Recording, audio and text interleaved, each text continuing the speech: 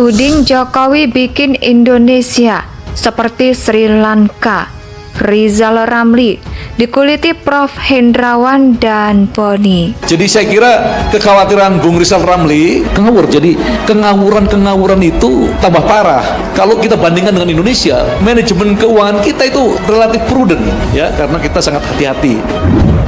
Tetapi kesulitan yang dihadapi oleh rakyat kita itu sangat-sangat susah sekali hari ini. Supaya kita mempunyai perspektif yang lebih akurat, Sri Lanka itu luasnya hanya kurang lebih setengah Pulau Jawa. Kita udah maju jauh ribuan langkah di depan Sri Lanka.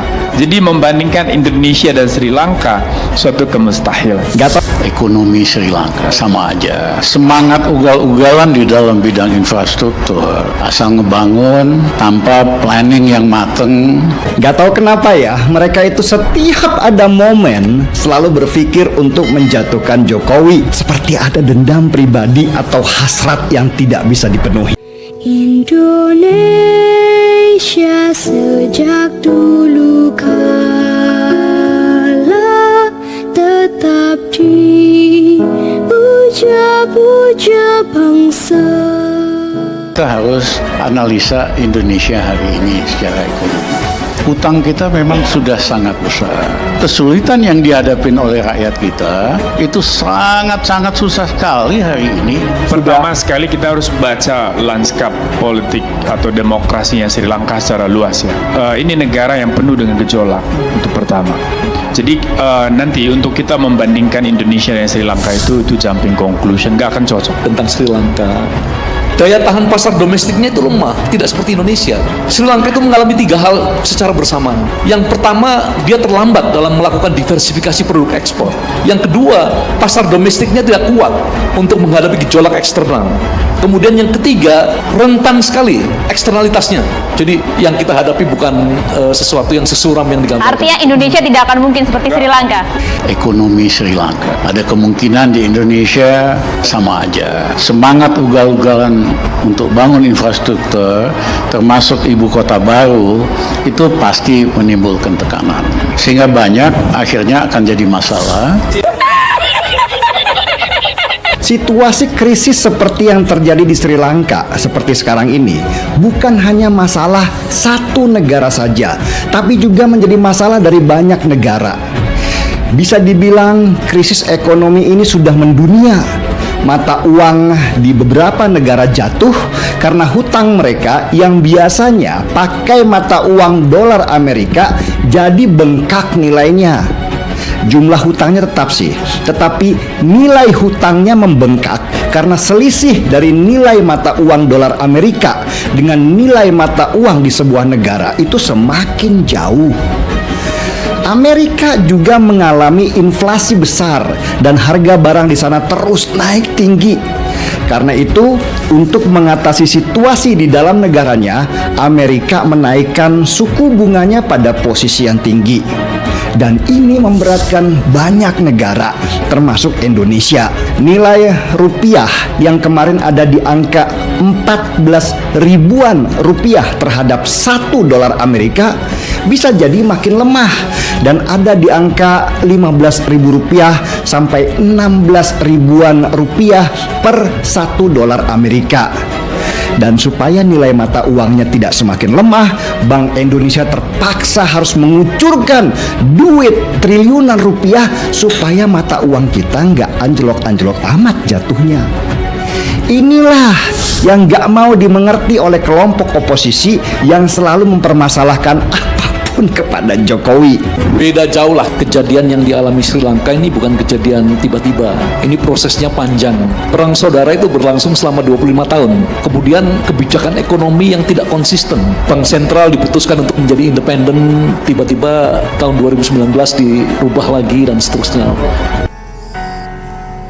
Pengunjuk rasa masih ada dan bertahan di tempat Presiden Sri Lanka Gotabaya Rajapaksa di Colombo.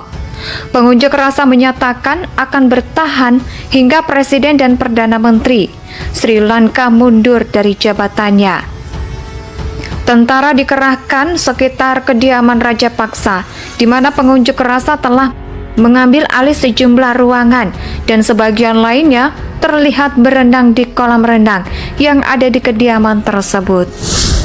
Rangkaian unjuk rasa ini merupakan bentuk kemarahan publik Sri Lanka menyusul memburuknya perekonomian yang menyebabkan langkanya barang kebutuhan pokok, termasuk makanan, juga bahan bakar. Banyak yang nggak suka Jokowi karena kinerjanya yang payah.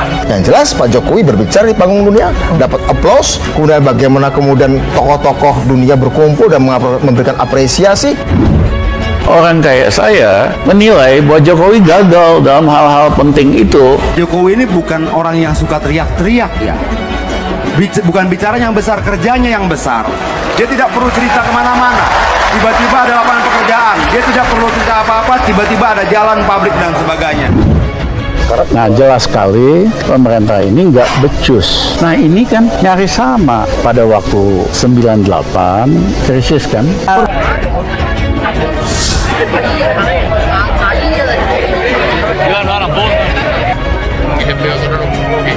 Semua itu sebenarnya sedang membelejeti sejarah hidupnya sendiri. Dia sedang mempermalukan dirinya sendiri. Nah, pertanyaan saya, yang menjadi masalah ketika dia dijadikan sebagai dasar referensi dalam sebuah pidato terbuka, itu persoalan. Nggak bisa dipercaya tuh Jokowi, dia ngomong ke kiri, tindakannya ke kanan. Dia ngomong begini, sebaliknya. Enggak, gini, semua orang bisa mengatakan apapun, semua orang bisa menuduh apapun, itu no problem. Yang terpenting adalah dia bisa membuktikan perkataannya tidak. Tim ekonomi Pak Jokowi, ya maaf lah saya bilang memang payah kok. Apapun bahasanya, menurut saya kita tidak bisa sederhana itu melihat. Itu mempermalukan kapasitas mereka sendiri ya. Karena seharusnya mereka punya metodologi verifikasi terhadap seluruh informasi. Ini Jokowi pemimpin yang kagak jelas, sibuk nyari alasan. Dia coba menyiram mukanya sendiri yang kata-katanya. Bukan mengkritik Presiden Jokowi, artinya semua pernyataannya kontradiktif. Pak Jokowi reputasinya dan kredibilitasnya itu payah. Saya mohon Pak Jokowi dan orang-orangnya ngaca dah. Ya rakyat tuh bosen. You nggak mampu kok, as simple as that. You nggak becus. Jokowi itu jawaban dari harapan-harapan kita yang sudah capek dan kekerasan, capek dengan penculikan, intimidasi, ancaman dan sebagainya. Jokowi adalah jawaban dari semua persoalan. Dia berbicara tentang nasionalisme, dia menghargai perbedaan, dia melihat perbedaan tidak sebagai lawan, tapi sebagai kekayaan bagi bangsa ini. Satu hal yang saya pelajari dari Jokowi adalah dia ingin membangun Indonesia seperti taman bunga. Ada warna merah, ada warna kuning, ada warna putih, dan semua hidup berdampingan tanpa menggunakan kekerasan satu dan yang lain. Jokowi adalah jawaban dari semua mimpi-mimpi kita. Jokowi adalah karunia yang harus kita perjuangkan. Pertama, dia mempermalukan dirinya ketika mengutip Dinasti Cendana sebagai argumentasi depan pidato terbuka. Satu, semua izin-izin penguasaan lahan terbesar itu dikeluarkan di zaman Cendana. Ya, pemerintah yang nggak becus di seluruh dunia mempercepat pemilu dan ngundurin diri. Loh, kok dasarnya itu? Apa sudah kurang literatur ilmiahnya? Ketika itu disampaikan dalam pidato seperti itu mempermalukan dirinya sendiri. Jadi pemerintah ini betul-betul nggak mampu menjaga stabilitas barang kebutuhan pokok. Rizal Ramli orang yang lebih mampu yang ambil alih gitu loh. Nah, Banyak yang nggak suka Jokowi karena kinerjanya yang payah.